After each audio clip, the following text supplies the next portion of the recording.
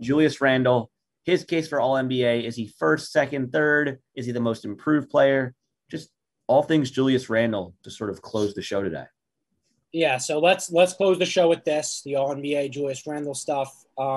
This season has been the way that it's gone for Randle is remarkable because going in, obviously he's hated.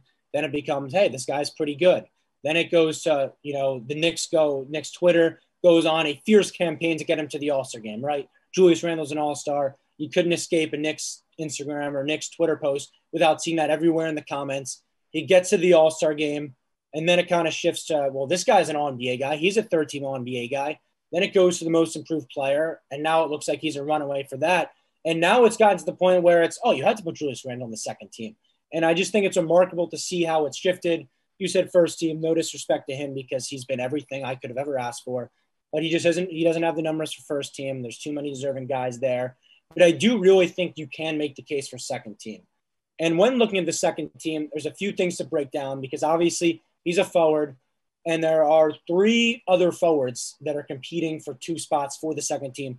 It's Kawhi, LeBron, and Jimmy Butler, right? All those guys are right up there. Their numbers are all pretty similar, interchangeable. Julius has more points than Jimmy, same as LeBron, less than Kawhi, more rebounds, same assists, whatever. They're all pretty similar. So I think there's one outlier where Julius Randle should get that nod over all three, if I'm being honest, and it's with the games played, right? The three of them have missed the average of 22 games, being LeBron, Kawhi, Jimmy Butler. Julius Randle has missed one all year, and he led the entire league in minutes played. So when you look at it from that aspect, I feel like that has to be kind of a tiebreaker here. You have to give it to the guy who played the most amount of minutes in the league, who had pretty much the same stats. If anything, that makes it more impressive. He was able to keep it up, and he was able to get better throughout the season because he wasn't 24, 11, and 6 all throughout the year. That kind of improved as we got later in the year. He was dropping 30 almost every game towards the end of it. And the one thing I will say, I saw an article the other day, and it did really irk me.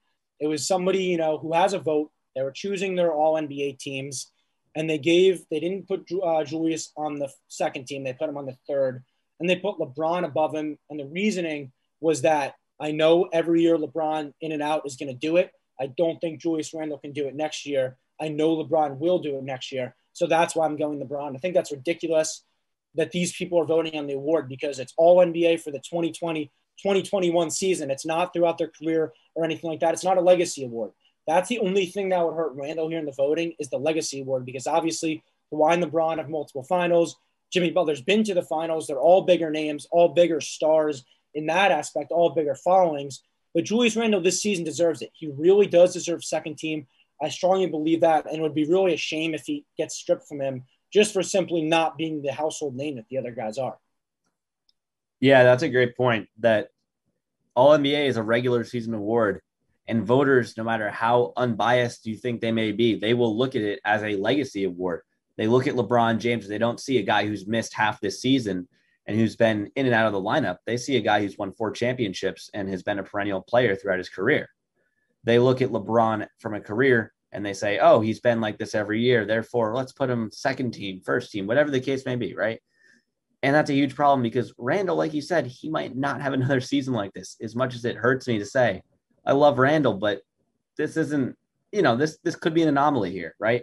So let's give him, his props, his credit where it's due. He's deserving of that second team spot. He really is. And he has the momentum. I mean, there's nothing I love more than the Knicks social media fan base. I mean, they are, they're awesome. They show so much love. They'll hate you, but they'll also love you more than any other fan base. They'll support you. They'll lift you up. And as you said, the campaign to get Julius Randle into the All-Star game, and now it's the most improved player, and now in the All-NBA. I've even heard, people trying to get him into the MVP conversation, which, is a bit outlandish, but you just love to see it from the fans, the passion there. So I think overall, Julius Randle, he's exceeded all expectations. He shook the narrative that he was the Beyblade. He was spinning in the paint last year. That's what everyone called him. And he's been able to shake that off. He's been able to become a dead-eye mid-range shooter, dropping nearly 25 a game. He's everything you look for in a forward and a leader and the heart and soul of the New York Knicks franchise. And he hopes to lead them over the Hawks in the first round of the playoffs. Yeah, like I say this with all seriousness. I think what he's done this year is like the most remarkable thing that I've seen as a Knicks fan, to jump across the board in every statistical category and improve the way he has, not even just as a player, but as a person, right? His work ethic got, a million times better. I think it was after the season, he just grinded. The team got together, they worked out together. He got himself into shape. You talked about the Beyblade stuff. He was just spinning out of double teams last year, turning the ball over left and right. He heard a lot of criticism from the Knicks, and there's an article that came out a few weeks ago, outstanding. I apologize, I don't remember where, and it was about a sit down he had with, I think, Worldwide Wes and Leon Rose, way like months before they were hired by the Knicks, about how this was a failure. Obviously, he had ties with them in the Kentucky stuff. He said how much of a disappointment it's been with the Knicks. He made a list of all the things he hates about the Knicks and what he wants to change. He felt terrible he wasn't able to put it on for the fans. And this year he's been able to do so much. He really has embraced the city as a whole. And his attitude throughout the whole thing has been really like, you have to give him props. And, the one last thing I'll close it on, hoping and thinking he'll get the second, is the momentum. I think that's so important when people are voting on this award, because just the way we are, designed as humans, we remember what just happened. And what everyone just remembers is the Knicks closing out the season on a great stretch and Julius Randle being the number one guy for that.